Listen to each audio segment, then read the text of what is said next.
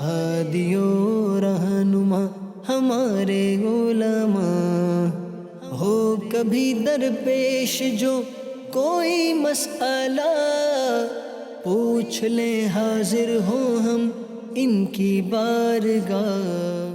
الحمدللہ رب العالمین والصلاة والسلام علی خاتم النبیین اما بعد، فاعوذ باللہ من الشیطان الرجیم، بسم اللہ الرحمن الرحیم۔ الصلاة والسلام علیک یا رسول اللہ وعلی آلک واصحابک یا حبیب اللہ۔ الصلاة والسلام علیک یا نبی اللہ وعلی آلک واصحابک یا نور اللہ۔ مدنی چینل کے ناظرین، پروگرام دارالتاء سنت میں آپ کو خوش آمدید کہتے ہیں، مرحبا کہتے ہیں۔ اللہ رب العالمین ہم سب کو دین اسلام کے احکامات سیکھ کر سمجھ کر ان پر عمل پیرا ہونے کی توفیق عطا فرمائے۔ ہمارے پیارے نبی صلی اللہ علیہ وآلہ وسلم کا فرمان عظمت عالی شان، من صلی علیہ صلاۃ کتب اللہ لہ قراۃ والقراۃ مثل احد، جو مجھ پر ایک بار درود بھیجے اللہ اس کے لیے ایک قرات لکھتا ہے، اور ایک قرات یہ احد پہاڑ کی مثل ہے۔ سبحان اللہ، جتنا درود پڑھتے جائیں گے اللہ کی رحمتیں انشاءاللہ چھم چھم برستی رہیں گی۔ اللہ پاک ہم سب کو بطور خاص شب جمعہ، روز جمعہ اور ان گھڑیوں میں، ان مبارک لمحات میں کثرت سے اللہ درود پڑھنے کی توفیق دے۔ صلو علی الحبیب صلی اللہ تعالی علی محمد صلی اللہ علیہ وآلہ وسلم۔ ناظرین کرام، آپ کے سوالات ہوں گے اور اس پروگرام میں بطور خاص ہم جواباتی شرعی طور پر جو اس کی رہنمائی ہے، جوابات ہیں، وہ پیش کرتے ہیں۔ ہمارے مہمان مفتی محمد جمیل عطاری، آپ کو بھی خوش آمدید کہتے ہیں۔ کیسے ہیں حضرت؟ بڑھتے ہیں ناظرین کے کچھ ویڈیو سوالات کی طرف، دیکھتے ہیں کیا پوچھنا چاہتے ہیں۔ میرا نام محمد حمزہ عطاری، میرا تعلق راول پنڈی سے ہے۔ مفتی صاحب کی بارگاہ میں یہ سوال عرض ہے کہ کیا قضا نمازیں کسی بھی وقت میں پڑھی جا سکتی ہیں؟ یعنی مکروہ اوقات میں بھی پڑھ سکتے ہیں یا کسی مخصوص وقت میں ہی پڑھنی ہوں گی؟ جی، قضا نمازیں۔ بسم اللہ الرحمن الرحیم۔ قضا نمازیں وہی ہوتی ہیں کہ جن کا اپنا جو جینین وقت ہے وہ ختم ہو جاتا ہے۔ جیسے فجر کا وقت ہے تو فجر کا وقت اگر ختم ہو گیا اور فجر کسی نے ادا نہیں کی تو وہ نماز قضا کہلائے گی۔ اب جب قضا کہلائے گی تو اب اس شریعت مطہرہ نے اس کے حوالے سے کوئی ایسا ٹائم مقرر نہیں فرمایا کہ اس ٹائم میں اب اس کو ادا کر لیں، ضروری ہے۔ ہاں، ایک صورت ہے کہ صاحب ترتیب کوئی شخص ہو کہ جس کی ذمے 6 نمازیں قضا جمع نہ ہوئی ہوں، یعنی 2، 1، 3، 5 اس طرح اس نے زیادہ سے زیادہ 5 تک نمازیں قضا ہو گئیں، اور اب اس کو اگلی نماز پڑھنا، نماز کا وقت آ گیا، اگلی نماز کا جو چھٹی نماز ہے تو اس پر لازم ہے کہ پہلے ان 5 نمازوں کو ترتیب سے پڑھے گا، پھر اگلے وقت کی نماز وقت میں ادا کریں۔ مثلا جس کی اگر آج فجر کی نماز قضا ہو گئی ہے اور ظہر کی نماز کا جب وقت آ گیا تو اس پر حکم ہے اس کے لیے کہ پہلے فجر کی نماز ادا کرے، کیونکہ اس کی آج زندگی میں گویا پہلی نماز قضا ہوئی ہے جو فجر کی، یا کبھی قضا ہوئی ہوں گی اور وہ ادا کر لیتا ہے، تو اب اس کے ذمہ بھی ایک نماز باقی ہے فجر، اس پر ترتیب سے اس کو پڑھنا واجب ہوگا۔ تو ظہر سے پہلے اسے فجر پڑھنی ہے، پھر ظہر کی نماز ادا کرنی ہے۔ تو یوں اگر کسی کے ذمہ بالفعل بہت زیادہ کثرت کے ساتھ، جیسے عام طور پہ لوگ سوال کرتے ہیں اور کافی ہوتی ہے کہ کئی سالوں کے بعد عاقل بالغ ہوتے ہیں اور کئی سالوں کے بعد نمازیں شروع کرتے ہیں، ان کے ذمہ تو کثیر نمازیں ہوتی ہیں ایسے، تو اب ان پر یہ لازم نہیں ہے کہ فجر کو فجر میں پڑھیں، جیسے بعض لوگ سمجھتے ہیں ٹھیک کہ فجر کی نماز فجر میں پڑھیں گے، ظہر کی قضا ظہر میں کریں گے، ایسا کچھ بھی لازم نہیں ہے، بلکہ اب یہ علاوہ اوقات مکروہہ، جو مکروہ اوقات ہیں 3 کہ سورج طلوع ہونے کے بعد 20 منٹ تک تقریباً یہ وقت ہے، ایسے ہی سورج جب عین سر پر آ جاتا ہے جسے ذہب کبریٰ کہتے ہیں، عوام اس کو زوال کا وقت کہتے ہیں، تو یہ مکروہ وقت ہے، اور تیسرا وقت ہے غروب آفتاب سے پہلے کے 20 منٹ۔ ان 3 اوقات میں قضا نمازیں نہیں پڑھ سکتے، ان 3 اوقات کے علاوہ قضا نمازیں کبھی بھی آپ پڑھ سکتے ہیں، اور جس کے ذمہ قضا نمازیں ہوں اس کو چاہیے کہ جلدی جلدی ان قضا نمازوں کا اہتمام کریں۔ ایسا نہیں ہے کہ کچھ لوگ یہ بھی سمجھتے ہیں کہ اگر کسی کے ذمہ بہت زیادہ قضا نمازیں تھیں، اب اس نے سچی توبہ کر لی ہے تو بس اب وہ نئے سرے سے جو نمازیں آ رہی ہیں ان کو پڑھتا رہے، پچھلی کی قضا لازم نہیں ہے۔ یہ بھی بعض لوگوں کا کانسیپٹ ہے اور دین سے دوری کی وجہ سے ہے، تو ایسا نہیں ہے۔ ٹھیک، اگر نماز قضا ہو گئی تو اس کو ادا کرنا ہوگا، اگر متعدد نمازیں قضا ہو گئی تو ان سب کی قضائے عمری ادا کرنی ہوگی۔ نماز معاف نہیں ہے، جو عاقل بالغ شخص ہے اس کو نمازیں پڑھنی ہوں گی۔ ٹھیک ہے۔ قضا نمازوں کے حوالے سے قبلہ شیخ طریقت امیر اہل سنت دامت برکاتہم العالیہ آپ کا ایک رسالہ بھی ہے قضا نمازوں کے احکامات کے بارے میں، تو اس کا اگر مطالعہ کریں گے تو انشاءاللہ بہت سی ایسی چیزیں کہ زندگی میں کہ کب انسان یعنی بالغ ہوتا ہے، پھر کب سے اس نے اپنی ان نمازوں کا حساب رکھنا ہے۔ اسی طرح خواتین اسلامی بہنوں کے حوالے سے بھی جو اسلامی بہنوں والا رسالہ تو آپ اس کو حاصل کیجئے، نماز کے احکام میں بھی یہ رسالہ موجود ہے، تو اس سے بھی بہت زیادہ معاونت بھی مل جائے گی۔ تاب سامی کے جو نماز کے پریئر ٹائم یعنی اوقات نماز کے حوالے سے جو ایپ ہے، تو اس کے اندر بھی قضا نمازوں کے حوالے سے یہ آپشن موجود ہے کہ آدمی ایک مرتبہ اپنی ظن غالب کر کے اور ایک اندازہ کر کے جو وہ پھر لکھے گا کہ میں اتنے سالوں سے یہ نماز نہیں پڑھی، فجر یا ظہر یا عصر یوں ہوا ہے، تو وہ پھر اس میں پوری ان کی تعداد گویا کہ آ جائے گی۔ اب جیسے پڑھتے جائیں تو ان کو مائنس کرتے جائیں، تو یہ ایک آسانی والے ایک انداز ہیں، طریقے ہیں، یہ کرنے چاہیے۔ اس سے وہ لوگ عبرت ان کو پکڑنی چاہیے کہ جو بالکل ہی غفلت میں رہتے ہیں اور بالکل بھولے ہی رہتے ہیں، یعنی جب کبھی ٹائم ہوا جمعے والے دن ٹھیک ہے جمعے کی نماز پڑھی، اور جمعے کی نماز بھی پڑھ کے جمیل صاحب ایسا لگتا ہے کہ سلام پھرنے کا جو ہے نا وہ سلام پھرے اور آپ پیچھے دیکھیں تو رش ہے، دروازے تک پورا رش ہے۔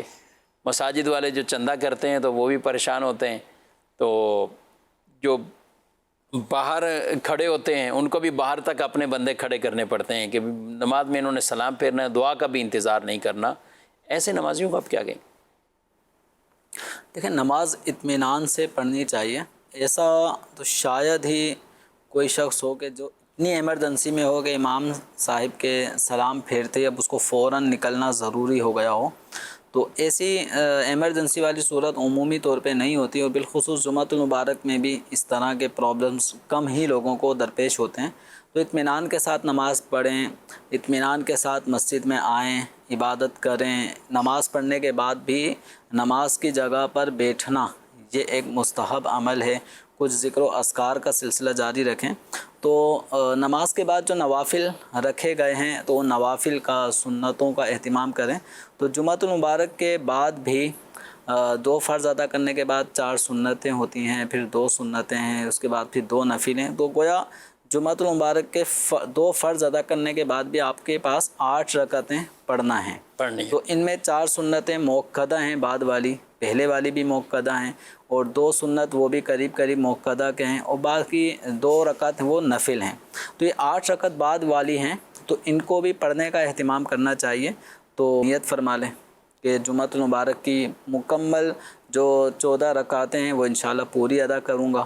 تو اس طرح نیت کریں، دوسروں کی عبادت بھی خراب ہونے سے بچیں، کہ بعض اوقات آپ جلد بازی میں نکلیں گے تو ہو سکتا ہے کسی کے ہاتھ پہ پاؤں لگ جائے، کسی کے پاؤں پہ پاؤں آپ کا ٹکرا جائے، کسی کی کوئی قیمتی چیز گھڑی یا موبائل یا چشمہ رکھا ہو اس پہ جلد بازی میں پاؤں رکھتے ہوئے چلے جائیں تو بڑی بدمزگی ہو جائے گی۔ تو لہذا بڑے صبر و تحمل کے ساتھ، جہاں کراؤڈ ہوتا ہے، پبلک پلیس ہو، تو وہاں جس طرح ہم ایک اہتمام کے ساتھ آتے جاتے ہیں، کسی سے ٹکراتے نہیں ہیں، تو مسجد تو ویسے ہی عبادت کی جگہ ہے، تو یہاں پر بھی مسلمانوں کی آمد و رفت بڑے سلیقے اور اچھے طریقے کے ساتھ ہونی چاہیے۔ تو ایک طریقہ یہی ہے کہ آپ نمازوں کا اہتمام کرنا شروع کر دیں گے تو انشاءاللہ جب سارے ہی سنن اور نوافل کا اہتمام کریں گے، پڑھیں گے، تو پھر جو جس طریقے سے فارغ ہوتا رہے گا آرام سے مسجد سے رخصت ہو جائیں گے۔ اور پھر پہلی بھی تو 4 سنتیں ہیں، یعنی اتنے اہتمام سے آنا چاہیے کہ کم از کم جب نماز میں ہونا تو یہی چاہیے کہ جب خطیب صاحب کا خطاب شروع ہو، بیان شروع ہو، واعظ، یہ بھی ایک طرح کی مسلمانوں کا دائرہ جمعۃ المبارک ایک ایونٹ ہے، تہوار ہے، اور ایک مذہبی ایونٹ ایسا ہے کہ جس کے بارے میں کہ غربا کے لیے، مساکین کے لیے جسے حج فرمایا گیا ہے، ان کے لیے بطور خاص یہ حج فرمایا گیا ہے، تو اس کا اہتمام تو کرنا چاہیے، وہ بیان آ کر سنیں۔ اچھا اس کے بعد پھر ظاہر سنت کا ٹائم بھی ملتا ہے، سنت بھی پڑھیں، خطبہ بھی سماعت کریں، پھر جماعت سے نماز، پھر بعد میں جمعہ 8 دن بعد تو ہے، تو اس میں تھوڑا سا اہتمام ہمیں تیاری میں بھی رکھنا چاہیے اور نمازوں میں بھی یہ کرنا چاہیے۔ یہ کریں گے تو انشاءاللہ ان کی برکتیں نصیب ہوں گی۔ مزید کال۔ مظفر آباد سے بشیر بات کر رہا ہوں، محمد بشیر قاری۔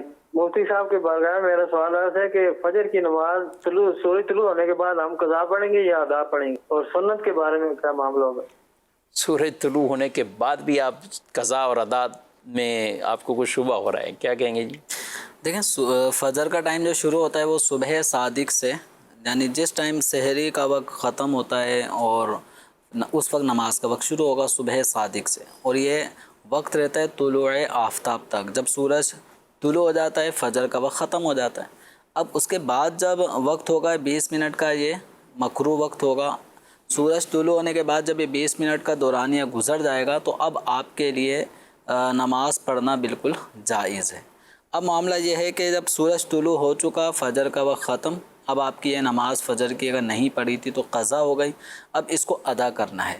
تو اگر صبح کے ابتدائی وقت میں یعنی فجر کا وقت ختم ہونے کے بعد ظہر کبریٰ سے پہلے اگر کوئی فجر کی نماز ادا کرنا چاہتا ہے تو بہتر ہے کہ سنت بھی ادا کرے اور فجر کے فرض بھی پڑھے۔ لیکن اگر کسی نے اس ٹائم فجر کی نماز قضا نہیں کی، یہاں تک کہ ظہر کا وقت آ چکا ہے، تو اب ظہر کے وقت میں سنتیں فجر کی ادا نہیں کی جائیں گی، اب فجر کے فرضوں ہی کی قضا ادا کرنی ہوگی۔ ٹھیک ہے، مزید سوال۔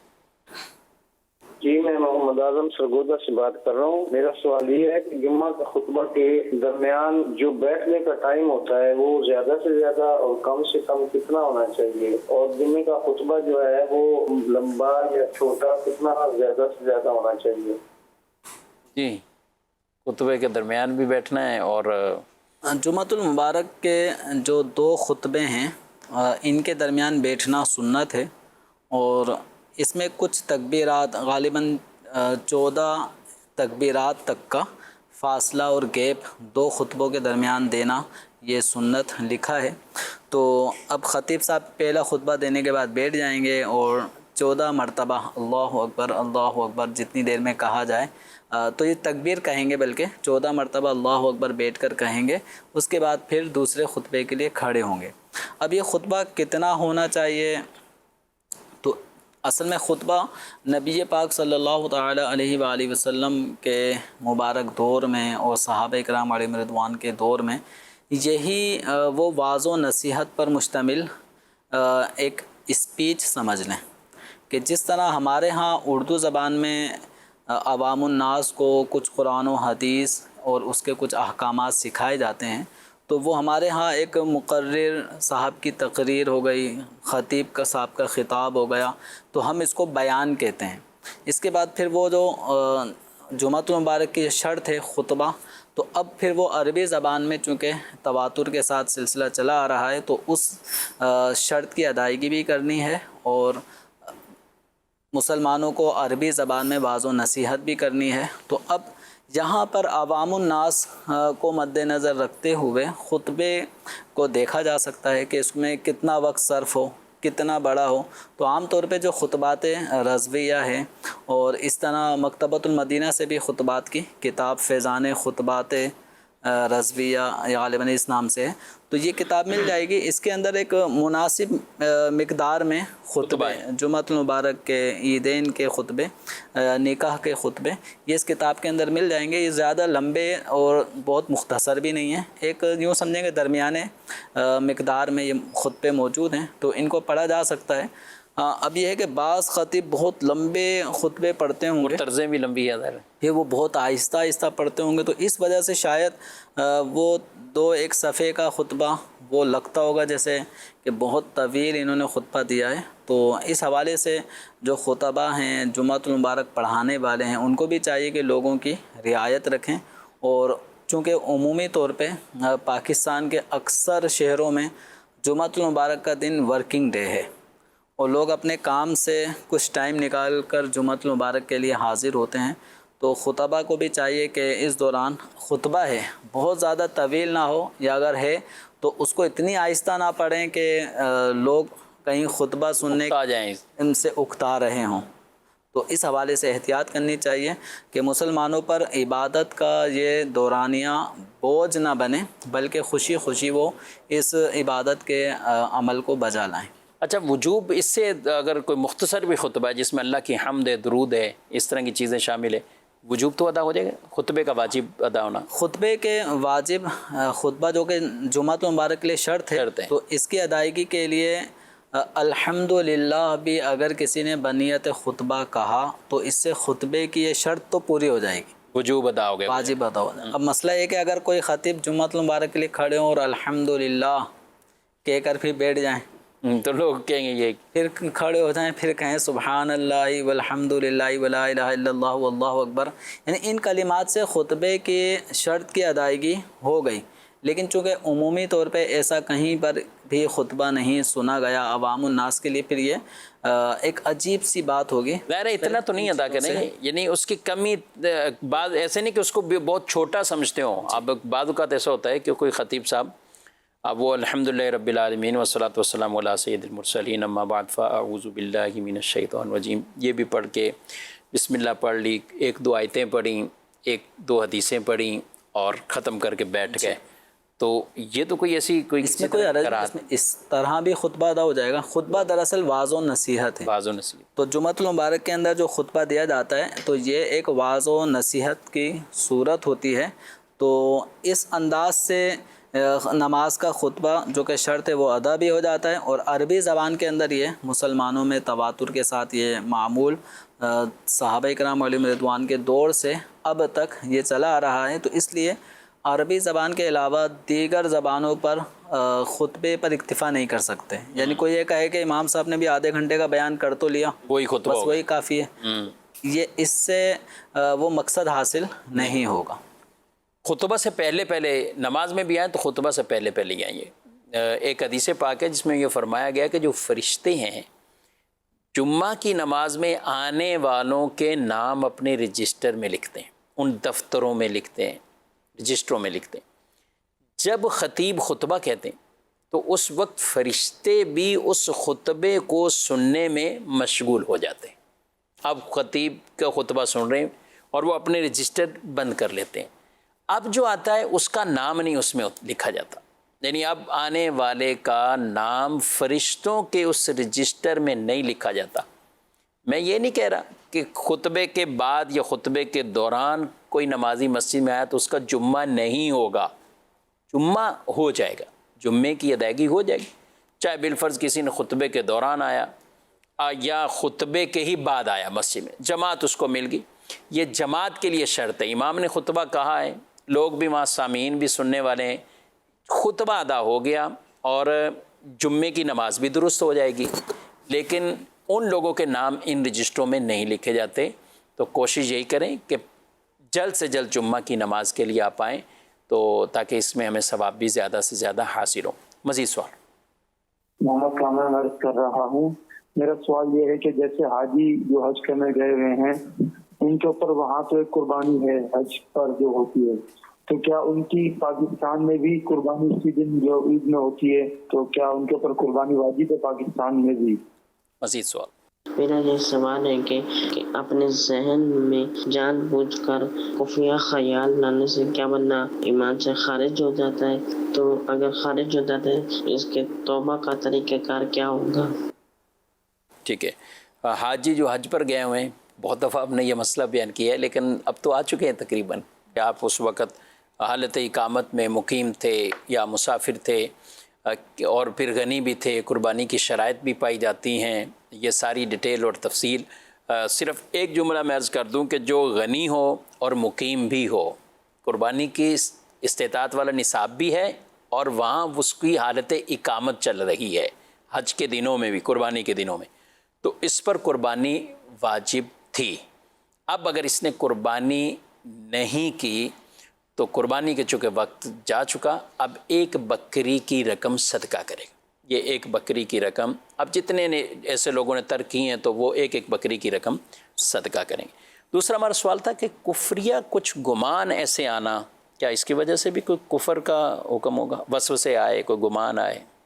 ایک ہے بے اختیار کوئی کفریہ خیال آیا یا قصداً ایک ذہن میں ایک کفریہ خیال کو لایا گیا، لیکن دونوں صورتوں میں اس خیال کو اچھا نہیں سمجھ رہا، تو اس صورت میں ایمان پر کوئی فرق نہیں پڑتا۔ تو ایک تو ہے کہ آدمی بے اختیار ہو جاتا ہے، عمومی طور پہ جو وسوسے کا شکار لوگ ہوتے ہیں تو انہیں خیال کے آنے پر کوئی اختیار نہیں ہوتا، خیال ان کے ذہن میں کسی بھی طرح سے زاویے سے آ جاتا ہے، بس اس خیال کو وہ اچھا نہ سمجھیں، دل سے اس خیال کو برا جانیں گے تو اس سے ایمان پہ کوئی فرق نہیں پڑے گا۔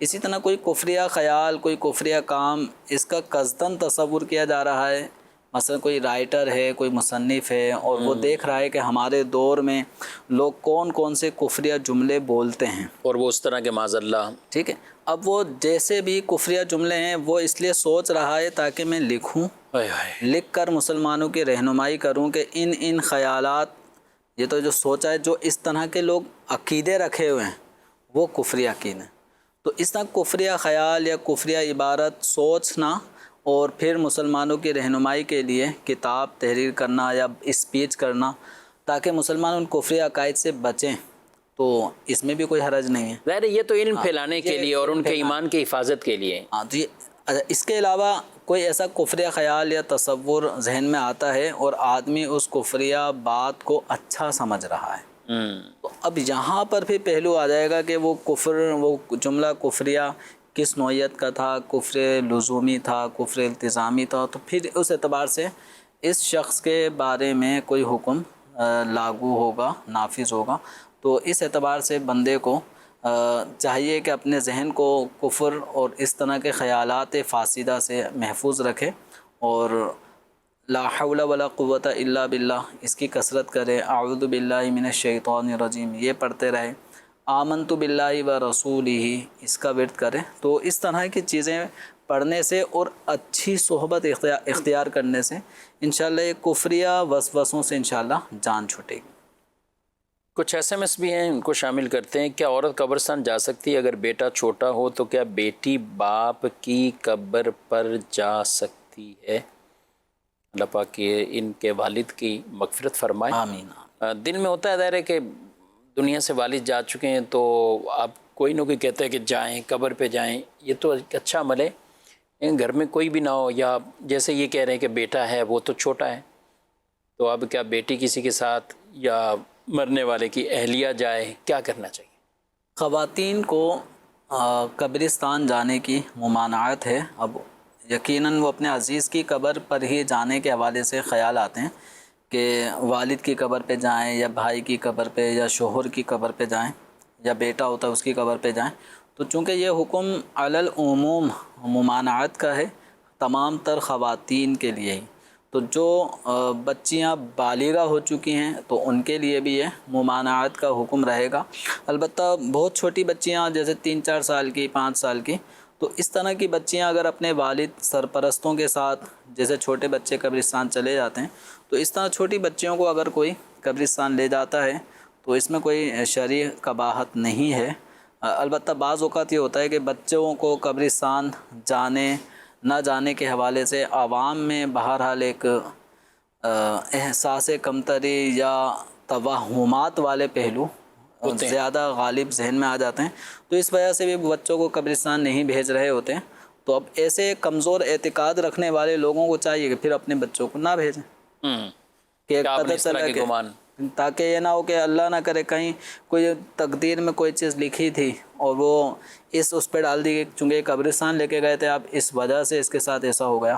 تو اس طرح کے توہمات رکھنے والے اگر کوئی ہے تو وہ بھلے نہ بھیجیں، ورنہ اگر کسی میں ایسا کوئی ذوف اعتقادی نہیں ہے تو چھوٹے بچوں کو بھی ترغیب کے اعتبار سے قبرستان لے کے جانا میں کوئی حرج نہیں ہے۔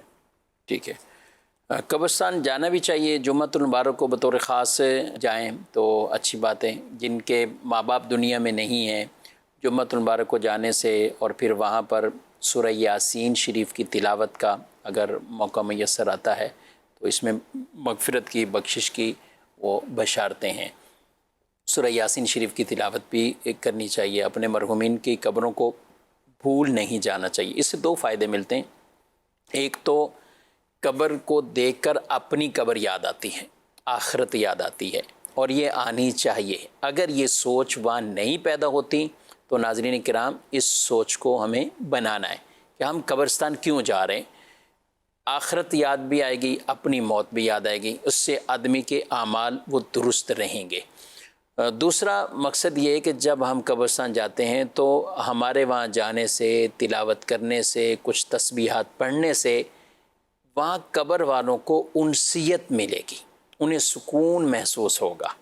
اس لیے قبرستان جائیں تو کہا نا کہ وہ ترشاخ رکھ دیں، ترشاخیں، کچھ پتیاں، کچھ بھی، آج کل جیسے پھول پتیاں ہیں تو یہ رکھ دیں گے، تو ان کی تسبیح سے بھی انشاءاللہ قبر والے پر وہ سکون اسے ملے گا، تو انسیت ایک محسوس ہوگی۔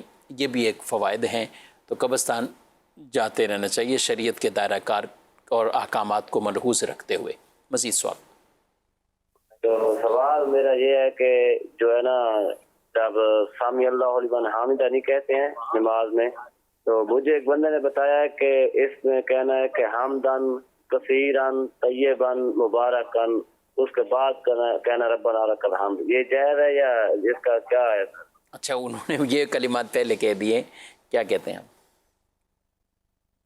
جب امام صاحب کہیں گے سمیع اللہ لمن حمیدہ تو مقتدی کہیں گے ربنا لک الحمد۔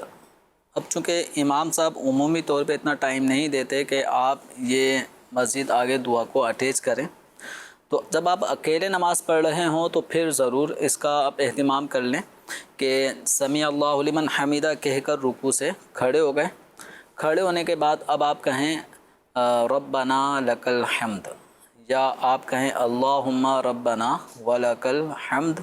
پھر آگے یہ اضافہ جو ہے آپ نے سوال کے اندر کیا کہ حمدن کثیرن طیبن مبارکن فیہ، تو ان کلمات کو بھی اضافہ کر لیں۔ تو اس کلمات کا اضافہ کرنے کی برکت یہ ہوگی کہ ملائکہ اس کے اجر و ثواب کو لکھنے کے لیے دوڑتے ہیں، یعنی جب جلدی کرتے ہیں۔ تو نبی کریم صلی اللہ تعالیٰ علیہ وآلہ وسلم نے ایک دفعہ نماز جب ادا فرما رہے تھے تو اس دوران جب سمیع اللہ لمن حمیدہ کہا، پھر اس موقع پہ ربنا لک الحمد مقتدی حضرات کہتے ہیں، تو کسی نے ربنا ولک الحمد حمدن کثیرن طیبا مبارکن فیہ یہ کلمات کسی نے اضافہ کرتے ہوئے پڑھے، تو نبی کریم صلی اللہ علیہ وسلم نے پھر دریافت فرمایا نماز کے بعد کہ کس نے یہ کس نے پڑھے؟ آئے ہائے سبحان اللہ۔ اب سب خاموش، کس نے اضافہ کیا تھا؟ تو کچھ بار جب آپ صلی اللہ علیہ وسلم نے سوال فرمایا کہ کس نے یہ اضافہ کر کے پڑھا تھا، تو پھر کسی صحابی نے عرض کیا کہ یا رسول اللہ میں نے یہ اضافہ کر کے پڑھا تھا جس میں اللہ تعالیٰ کی مزید حمد اس موقع پر میں نے عرض کی تھی۔ تو اس موقع پہ نبی کریم صلی اللہ علیہ وسلم نے پھر فرمایا کہ فرشتے اس کا اجر و ثواب لکھنے کے لیے دوڑ رہے تھے کہ کون اس کا یہ عمل لکھے، بلکہ اس روایت میں 30 فرشتے، 30 سے زائد فرشتے، 30 سے زائد فرشتے اس کے اجر و ثواب کو لکھنے کے لیے دوڑ رہے، یعنی وہ کر رہے تھے پیش رفت کہ کون اس کا ثواب پہلے لکھے۔ تو یہ ایک ایسا عمل ہے کہ ملائکہ اس کی عظمت کو جانتے ہیں اور اس کا ثواب لکھنے میں وہ جلدی کر رہے ہیں۔ تو یہ عمل چونکہ امام صاحب جب لوگوں کے ساتھ نماز کی امامت کر رہے ہوتے ہیں تو امام صاحب اگر اس عمل کے لیے رک گئے سمیع اللہ لمن حمیدہ، تو امام صاحب اگر کھڑے کھڑے وہ پڑھنا لگ جائیں ربنا ولک الحمد حمدن کثیرن طیبا مبارکن فیہ، اب سمجھ لیں کہ پیچھے جو لقمے آنا شروع ہو جائیں گے کہ بھئی امام صاحب بھول گئے کیا ہوا، اللہ اکبر، تو اب وہ مقتدی اپنی نماز کو فاسد کر دیں۔ تو اس وجہ سے امام صاحب کو ایسے اضافے وہ امامت کے دوران نہیں کرنے، جب امام صاحب اپنی پرسنل نماز پڑھ رہے ہوں یا آپ حضرات یا میں اگر جب اکیلے نماز پڑھ رہا ہوں تو مجھے ان چیزوں کا اہتمام کرنا چاہیے کہ یہ وہ کلمات ہیں کہ منفرد یعنی اکیلے نماز پڑھنے والے کو رکوع کے بعد اس کلمے کا اضافہ کرنا چاہیے، اور ایسے ہی جب ایک سجدہ کرنے کے بعد بیٹھتے ہیں جسے جلسہ کہا جاتا ہے تو اس موقع پر بھی رب اغفر لی ورحمنی، تو نبی پاک صلی اللہ علیہ وسلم سے اس طرح کی دعائیں بھی ثابت ہیں. تو جب اکیلے پڑھیں تو رب اغفر لی ورحمنی یہ بھی پڑھ لیا کریں. یہ دعا تو اگر امام بھی پڑھ لے تو موقع ہوتا ہے، زیادہ طویل دعا نہیں ہے. اور اس پڑھنے سے فائدہ یہ ہوتا ہے کہ اطمینان سے مقتدیوں کا بھی جو واجب والا جلسے والا ہے نا تو وہ بھی ادا ہو جاتا ہے. اتنا یعنی جب بیٹھتے ہیں تو یہ پڑھیں گے تو انڈرسٹوڈ ہے کہ اتنی دیر وہ بیٹھ گئے کہ جو انہوں نے ایک وجوب ادا ہو گیا جلسے والا. بعض اوقات اس میں تو اتنی جلدی ہوتی ہے نا، امام تو اپنی تسلی سے بیٹھ گئے اللہ اکبر، اب اللہ اکبر کر کے گئے، لیکن مقتدی جس نے سر پہلے نہیں اٹھایا جلدی لیٹ اٹھا اور فوراً پھر تو ان کے وجوب کی ادائیگی میں بھی اس طرح جلسہ جو 2 سجدوں کے درمیان بیٹھا جاتا ہے اس میں ایک سبحان اللہ کہنے کی مقدار انتظار کرنا، بیٹھنا یہ واجب ہے. یعنی ایک سجدہ کرنے کے بعد جب بیٹھتے ہیں تو فوراً دوسرے سجدے میں نہ جائیں. ایک سجدہ کرنے کے بعد اطمینان سے جس طرح آدمی تحیات میں بیٹھتا ہے اس حالت میں بیٹھنے کے بعد اتنی دیر کے جتنی دیر میں سبحان اللہ کہا جا سکے اتنی دیر بیٹھ کر پھر دوسرے سجدے میں جائیں. اور اگر اکیلے نماز پڑھ رہے ہیں تو بہتر ہے رب اغفر لی ورحمنی اس دعا کو پڑھ لیا کریں کہ یعنی اے اللہ میری مغفرت فرما، اے اللہ مجھ پر رحم فرما. ماشاءاللہ. ربنا لک الحمد جب کہتے ہیں تو اس میں بھی مختلف کلمات ہیں. ربنا لک الحمد، ربنا ولک الحمد، اللہم ربنا لک الحمد، اللہم ربنا ولک الحمد. تو ان میں جو سب سے افضل ہے تو وہ شروع میں اللہم بھی لگا لیں اور ولک واو کا اضافہ کریں، اللہم ربنا ولک الحمد. اس کی عادت بنا لیں. اور یہ تو میرا خیال جماعت میں بھی آدمی اس کو پڑھ لیتا ہے، اس میں تو کوئی پڑھ سکتا ہے، اتنا تو نہیں ہوتا. اور اگر ان کلمات کو اگر باقاعدہ ہم پڑھنے کا معمول بنا لیں گے تو تعدیل ارکان تسلی سے ادا تسلی سے تمام ارکان کو ٹھیک طریقے سے ادا کرنے کا جو عمل واجب ہے وہ انشاءاللہ وہ واجبات کے اندر اس کی ادائیگی کے اندر یہ وظائف انشاءاللہ ہمارے بڑے معاون ثابت ہوں گے. بعض لوگوں کو دیکھا گیا کہ رکوع سے سر اٹھاتے ہی فوراً اللہ اکبر سجدے میں چلے جاتے ہیں کہتے ہوئے. تو یہ تعدیل ارکان میں ایک واجب ہے قومہ، یعنی آدمی رکوع کرنے کے بعد بالکل اعتدال کے ساتھ نارمل کھڑا ہو پھر سجدے کے لیے اللہ اکبر کہتا ہوا جائے. اور اس کھڑے ہونے کی مقدار بھی ایک مرتبہ سبحان اللہ کہنے جتنی مقدار وہ بالکل اطمینان سے کھڑا ہو. تو جب آپ اللہم ربنا ولک الحمد کہیں گے تو ایک تو یہ مستحب عمل بھی آپ نے ادا کیا اور ساتھ ہی ساتھ آپ کا تعدیل ارکان کا واجب بھی اچھی طریقے سے ادا ہو گیا. ناظرین کرام، آپ نے پروگرام ملاحظہ کیا ہے اور یہ مختصر سا وقت ہوتا ہے ہمارے پاس، اور اس دوران الحمدللہ کئی آپ کے شرعی سوالات اور پھر ضمناً کئی مسائل پر گفتگو ہوتی ہے. اللہ پاک ہم سب کو دین اسلام کے احکامات کو سیکھ کر سمجھ کر ان پر عمل پیرا ہونے کی توفیق عطا فرمائے. اور آپ کے اگر کوئی سوالات رہ جاتے ہیں، اور یقیناً رہ جاتے ہیں، کالز کی کافی تعداد ہوتی ہے، تو اس کے لیے دارالتا اہل سنت کا نمبر اپنے پاس رکھیے.